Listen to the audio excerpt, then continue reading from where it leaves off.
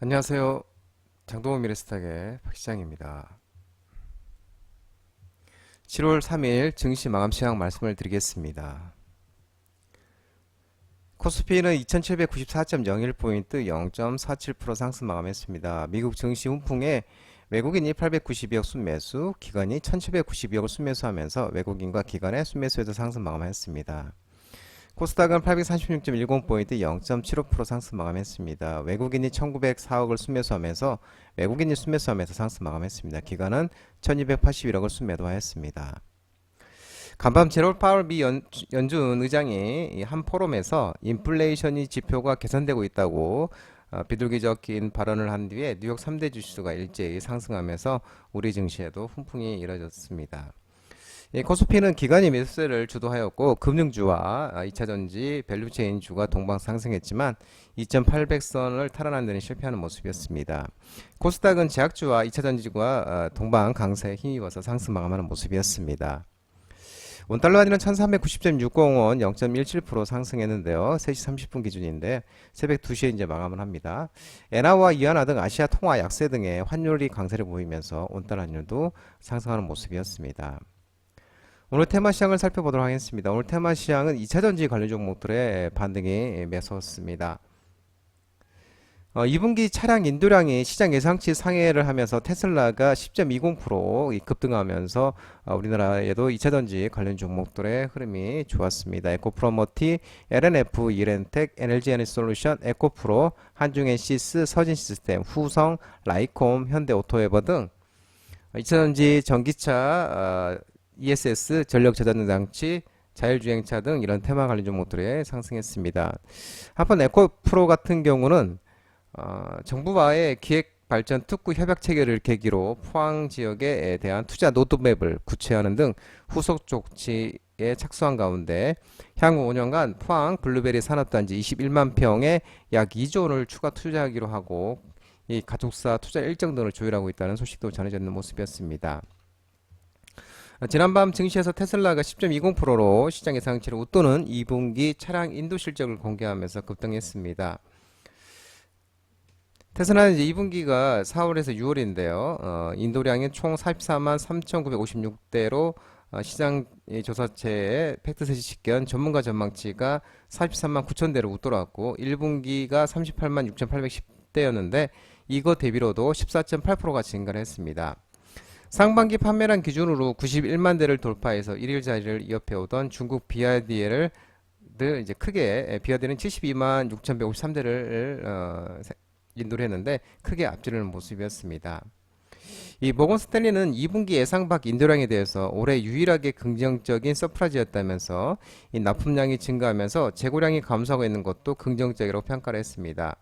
아울러 또 대표적 테슬라 낙관론자가 꼽히는 댄 아이브스 위드부시 증권 애널리스트도 전 세계적으로 전기차 수요가 여전히 고르지 못하지만 테슬라와 머스크의 엄청난 이 컴백 공연이었다면서 테슬라는 수익성을 보장하기 위해 상당한 비용을 절감해왔고 이제 이론 감축 등으로 비용을 절감해왔고 이제 더 나은 날이 다가올 것이라고 평가하는 모습입니다. 아울러 또 2분기 사상 최고치를 기록한 에너지 저장 실적도 주목하는 모습인데 테슬라가 2분기에 공급한 고정 에너지 저장량이 9.4기가와트시로 예측치의 거의 2배를 기록했고 RBC 캐피털 마켓 애널리스트인 톰 나리안이 테슬라의 자동차 사업보다 에너지 저장치에 더 많은 가치를 부여하고 있다면서 배터리 스토리지는 엄청난 잠재적 시장을 가지고 있고 이미 이 자동차보다 수익성이 높다고 평가를 했습니다. 한편 테슬라의 새로운 성장 동력인 에너지 저장 부분이 개인 가정용 파워월 배터리와 상업용 메가팩 배터리를 제조하고 있는 모습입니다. 또한 현재 중국 상하이에서 테슬라의 완전 자율주행 FSD 도로주행 시험이 진행 중인데 테슬라가 또 FSD의 제2의 도약을 할 수 있을 것이라는 기대도 커지면서 호재를 작용하면서 테슬라가 10.20% 급등하면서 우리나라도 2차전지 관련 종목들의 증시에 호재가 일어났습니다. 저 PBR 관련 종목들의 오늘 반등이 있었는데요. 주주 배당 소득의 조율 분리과세 추진 소식에 미래에셋증권, 키움증권, 삼성증권, 신한지주, 하나금융지주, KB금융, 롯데손해보험, 흥국화재 등 증권은행, 손해보험 관련 종목들이 상승했고 또한 두산, 메리츠금융지주, 한국금융지주 등 일부 지주사와 또 현대차, 모비사 등 이 일부 자동차 대표주들도 상승하는 모습이었습니다. 정부는 이날 역동 경제 로드맵을 통해 세제 지원과 지배구조 개선 등 밸류업을 가속하기 위한 자본시장 선진화 방안을 발표했는데 이 윤 대통령이 적극적으로 배당을 확대하는 기업에게는 세제 혜택을 주고 또 주주 배당 소득에 대해서 조율 분리과세를 추진하겠다고 밝히면서 정부는 직전 3년 평균 주주 환원의 금액의 5% 이상을 배당이나 자사주 매입 등에 쓴 기업은 이제 증가 금액의 5%에 대해서 법인세 세액 공제를 실시할 예정이고 해당 기업에 투자한 개인 주주에게도 이 증가한 배당 금액 하나여 현재 14%인 세율을 또 9%로 낮춰줄 계획이라고 합니다. 예, 금융소득이 2천만 원을 넘는 금융소득 종합과세자 대상자에 대해서는 최고 45%의 세율을 이 배당 증가 금액 분리과세를 도입해 25%까지만 부과하고 밸류업에 참여한 기업 중 가업 상속 공제 대상은 전체 기준 중소 연매출 5천억 이하 중견기업에서는 이 전체 중소 중견기업으로 확대될 예정이고 가업 상속 공제 한도 역시 기존 600억에서 1200억으로 올리고 상속세 최대 주주 할증 폐지도 추진된다면서 이 밖에 또 기준 연 2천만 원에서 200만 원이었던 ISA 납입과 비과세 한도를 각각 4천만 원과 500만 원 늘리고 금융투자소득세를 폐지 등의 내용도 포함되어 있는 모습입니다. 태양광 관련 종목들이 오늘 좀 반등이 있었습니다. 정부가 2030년까지 산업단지 태양광 6기가와트짜리 이 보급 추진 소식에 SDN, 대명에너지, 금양그린파워, 그리드위즈, SK이터닉스, HD현대에너지솔루션 등 태양광 관련 종목들이 간만에 반등이 나왔습니다. 산자부에서는 오늘 이날 체나모 2차관 주제로 이 재생에너지 정책 회의를 열고 산단 태양광 활성화 방안을 발표했는데 정부는 오늘 2030년까지 산업단지에 6기가와트 규모의 태양광을 보급할 계획으로 현재 전국 산단에는 태양광 2.1기가와트가 설치되어 있고 향후 기술적으로도 12기가와트까지 추가 보급이 가능할 것으로 보고 있습니다. 또한 산업부는 우선 산단 태양광에 대해 입지 확보, 인허가, 설비 운영 등 사업 전 주기에 걸친 맞춤형 지원을 할 예정이고 특히 정부가 올해 천안하고 대불, 울산, 포항 산단을 시범 단위로 정해서 총 240메가와트 규모의 태양광 설비 보급을 방침이라고 하면서 태양광 관련 종목들이 간만에 반등이 나오는 모습이었습니다. 반도체 관련 종목들이 오늘 하락이 있었는데요. 엔비디아가 프랑스에서 반독점 혐의 기소 전망에 따른 주가 하락에 반도체 관련 종목들도 일제히 또 하락하는 모습이었습니다. HBSP, YC, 롯데시스템즈, 코세스, 넥스틴, 이녹스 첨단 소재, 하나머트리얼즈 등 반도체 일부 종목들이 하락을 했습니다.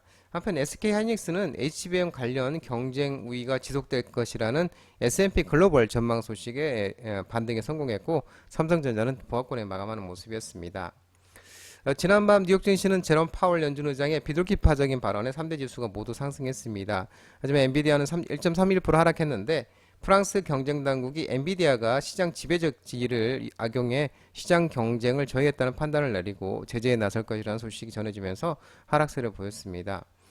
엔비디아가 프랑스 정부로부터 이 반경쟁적 행위를 한 혐의로 기소될 전망인 것으로 전해지고 있는데 프랑스 경쟁 당국이 지난해 9월 엔비디아의 그래픽 카드 부분을 압수수색한 이후 엔비디아를 집중 조사해 왔고 조만간 기소장을 발부할 예정인 것으로 알려지고 있는 모습입니다. 시멘트, 레미콘 관련 종목들을 또 하락을 했습니다. 상반기 시멘트 출하량이 15% 감소하면서 고려시멘트, 유니온, 부산산업, 성신양해 등 시멘트, 레미콘 관련 종목들도 하락을 했습니다. 한국시멘트협회가 올해 상반기 시멘트 수요가 전년 동기 대비 15% 감소한 것으로 잠정 집계가 됐는데 협회가 집계한 1분기 출하가 13.4% 감소하면서 1,040만 톤이지만 특히 6월 들어서 20% 이상 감소하는 등 2분기 수요 하락폭이 더욱 확대됐습니다.